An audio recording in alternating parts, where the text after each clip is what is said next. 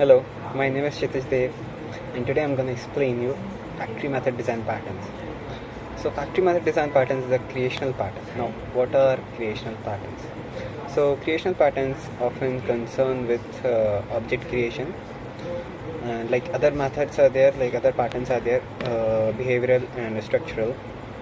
The structural often concerns about classes and objects, while creational concerns about creating the objects, or we can say creating the instances for the classes.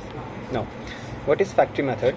Factory method is a creation design pattern that provides an interface for creating objects in a superclass, but allows subclass to alter the type of objects that will be created. Like imagine we have a logistic management application. In that app, we can only handle the transportations by truck. So the bulk of our code of that logistic management app will be inside the truck class. For the whole logistic management application, see, right now we are dealing with only the truck transportation system. So all of our code is in the truck class. After a while, just assume like our company or our app becomes popular. Each day we are getting dozens of requests for sea transportation and maybe airways transportation for the logistics to include in our app. So at present, most of our code is coupled into the truck class. Now we have to add ships into the app, which would require like making changes to the entire code base, which is quite troublesome task.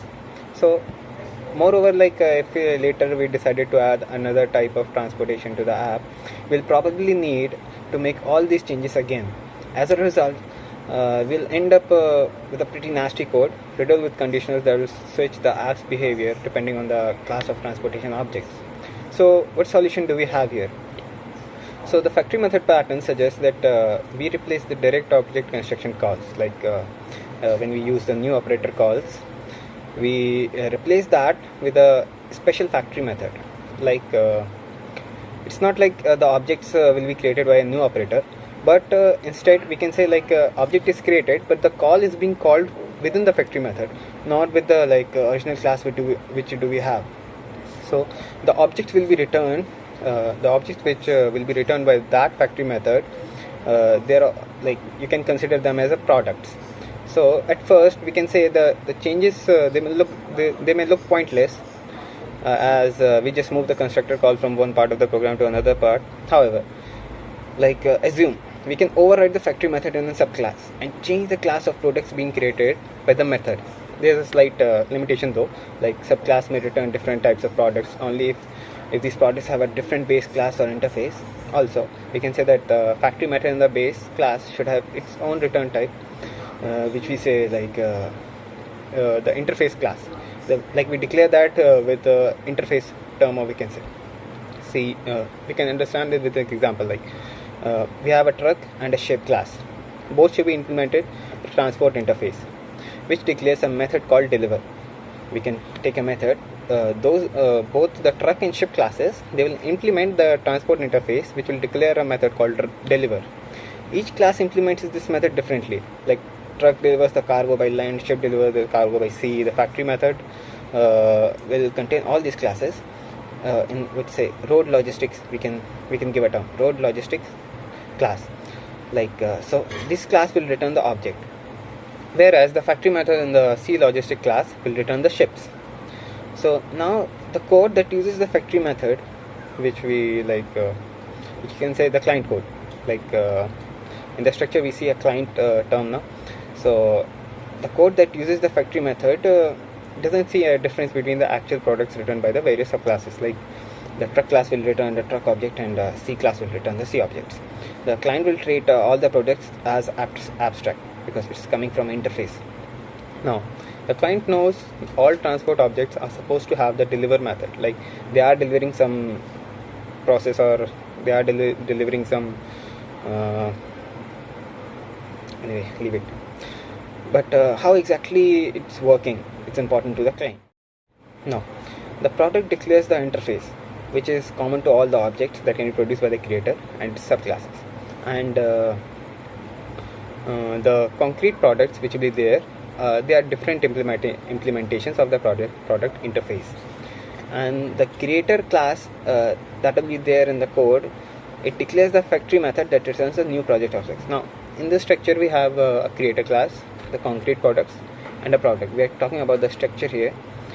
We can declare the factory method as abstract to force all the classes to implement their own version of the method. As an alternative, the base factory method can return some default product type. Now we have one thing to note that despite the name, the product creation is not the primary responsibility of the creator. Like only we do not have to create the project, we have to implement it also. Like for different road transportation, we are using the truck class. For sea transportation, we are using the sea class. There have some core business logic related to the products. Now the factory method helps to decouple this logic from concrete product classes. We can say like there is a large software development company. They have a training department for programming. There's some training department from programmers. Like we cannot say this. The primary function of the company is giving training to the programmers. Its main function is writing codes and creating products, not producing programmers. So this is an example we can take. Now another thing we'll find in our structure is concrete creators. The concrete creators will do what? They'll just override the base factory method. So it will return a different type of product. It won't return the normal truck for roadways.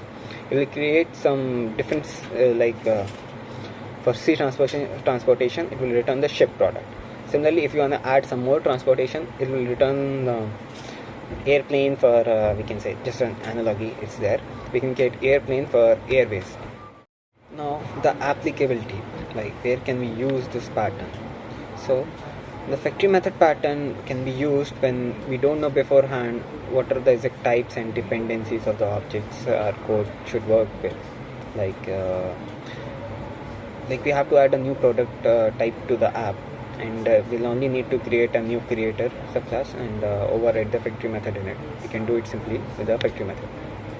Another use we can use the factory method when we want to provide users some library of our framework, or we can say like a way to extend its internal component. Another use of the factory method is like when we want to save the system resources by reusing the existing objects instead of rebuilding them each time. Like we don't want to rebuild the objects again and again and again, so we can just reuse those existing objects. So here we can like use that prototype pattern also, addition pattern. Like there is some prototype patterns which clones the instructions. So now how to implement? So first we'll make all the products follow the same interface. They'll be from same interface. In this interface we'll declare some methods to make sense in every product. We can add an empty factory inside the creator class, and the return type of this method should match the common product interface. Like whatever the product interface return type is, it should match the same return type of this empty factory method. Now in the creator's code, we have to find all the references to product constructors. One by one we'll replace them all with the calls to the factory method. So exactly what we are doing here, like we make an object, we call it from a main class, like that. So what factory methods do, it just change the call. Now we are not calling the object from the main class, we are calling it from a factory method class.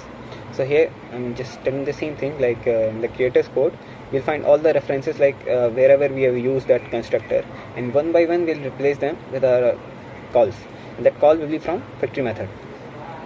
So we'll just need an temporary parameter to control the type of return product. Now we have to create a set of creator subclasses.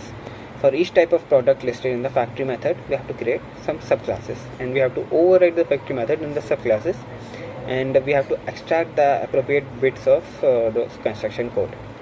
So like if there are too many product types, there are a lot of your classes you are using, like truck class, ship class, airways class. So we cannot create subclasses for all of them. We can just reuse the control parameter from the base class. We can avoid the tight coupling between the creator and the concrete products. There won't be that much dependencies between the creator and the concrete products, and there will be a single responsibility principle. Like you can move the product creation code into one place in the program and making the code easier to support. There's some open and course principle also, like we can create the new type of products into the program without breaking the existing client code. If we want to add a new transportation class, we can just simply add it to our code. There is no need to disturb the other classes and other client code. So what are the other related patterns we can use? So factory method, it mainly evolves around the abstract factory method, the prototype, or a builder. It will just create a more flexible code, not a complicated one. So abstract factory classes are often based on a set of factory methods, but we can also use prototypes. As I've told you, prototype are just like when we want to create more transportation classes like C classes or ships classes, so we can just clone the instance which we already created. So we can use prototype to compose the methods of these classes, and we can also use factory method along with the iterator. And as you know, that prototype isn't based on inheritance, and so it doesn't have its drawbacks. On the other hand, prototype requires a complicated initialization of the cloned object, and factory method is based on inheritance but doesn't require an initialization step. So it's like a plus point to us. And factory method is also a specialization of a template method. That's all the related patterns we have with factory method. Thank you.